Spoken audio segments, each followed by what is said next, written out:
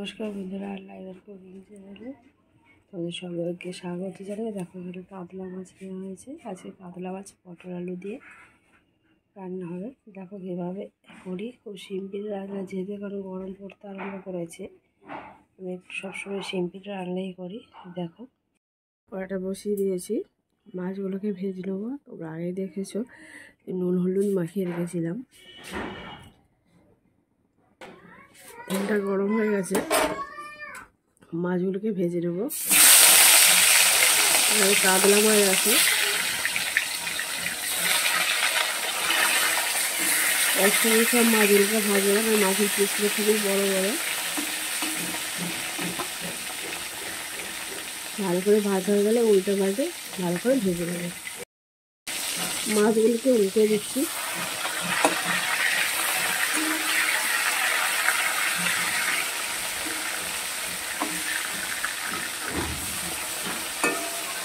এইভাবে মাছগুলোকে খুব ভালো করে ভেজে নেব।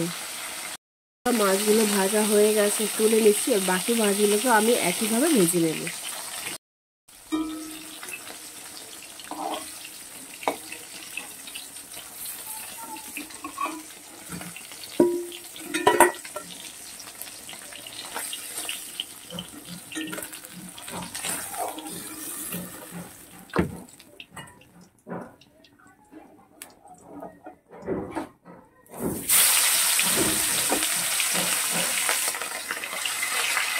দেখো কাবলি মাছের লেজা থাকে কত বড়, এইগুলোকে একইভাবে ভেজে নিচ্ছি। বাকি মাছ আমার ভাজা হয়ে গেছে, এবার আমি তুলে নিচ্ছি।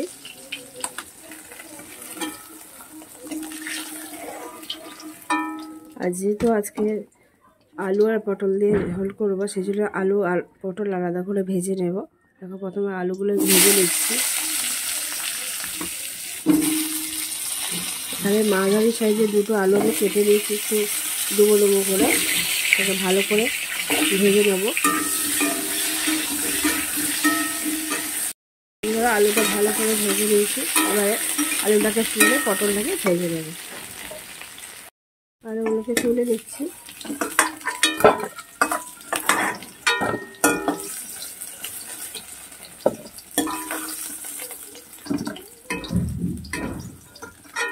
বাকি যে তেলটা আছে, সেই তেলে আমি পটলটা ভেজে নেব।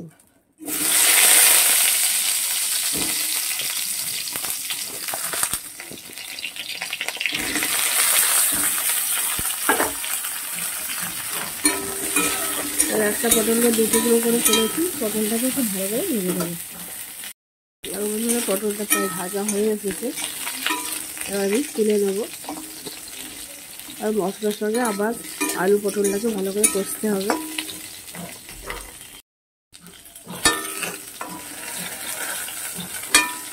পটলগুলোকে তুলে নিলাম।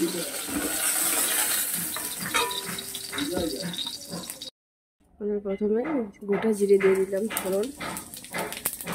এবার একটা মাঝারি সাইজের টমেটো কুচিয়ে রেখেছিলাম, সেটা দিয়ে দিলাম। সবটাকে খুব ভালো করে নেড়ে চেড়ে নিতে হবে।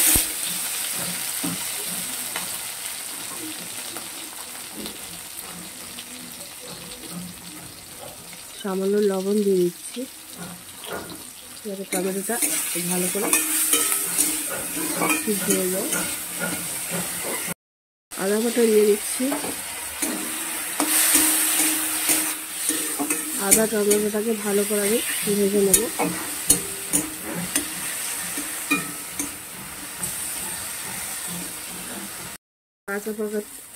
কাঁচা লঙ্কা দিয়ে দিচ্ছি 5টা ছিঁড়ে। এবার আগে থেকে আধ ঘন্টা আগে জিরে ধনে হলুদ আর লঙ্কা আমি জলে গুলে ভিজিয়ে রেখেছিলাম, সেটাকে দিয়ে দিচ্ছি। এরমভাবে যদি ভিজিয়ে রাখা যায় তাহলে অরিজিনাল টেস্টটা অনেকটাই পাওয়া যায়। এটাকে খুব ভালো করে আমি মিনিট দিয়ে কষিয়ে নেব। দেখো বন্ধুরা মিনিট দিয়ে কষানো হয়ে গেছে। এবার ভেজে রাখা আলু আর পটলগুলোকে আমি দিয়ে দিচ্ছি।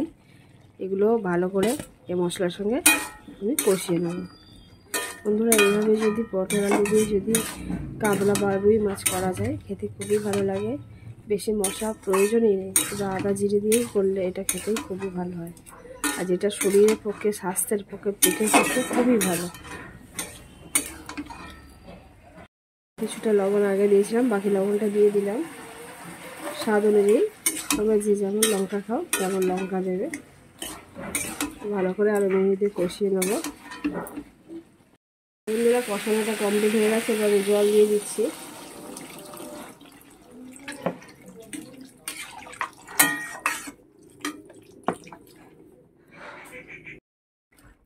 জল দেওয়া হয়ে গেছে, এবার আমি ঢাকনা চাপা দিয়ে দেবো। এবার আলু আর পটলটা সিদ্ধ হওয়া পর্যন্ত অপেক্ষা করব, তারপরে আমি মাছগুলোকে দিয়ে দেবো।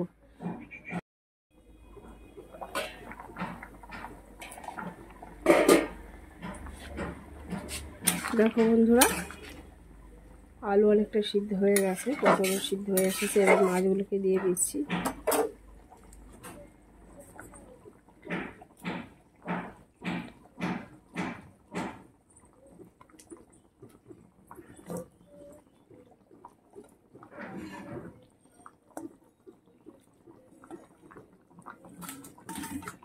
এবার আরও 5 মিনিট আমি ফুটিয়ে নেবো, মাছগুলো সিদ্ধ হবে, তার সঙ্গে বাকি যে আলুটা সিদ্ধ হতে বাকি আছে সেটা হয়ে যাবে। আবার ঢাকনা চাপা দিয়ে দিচ্ছি।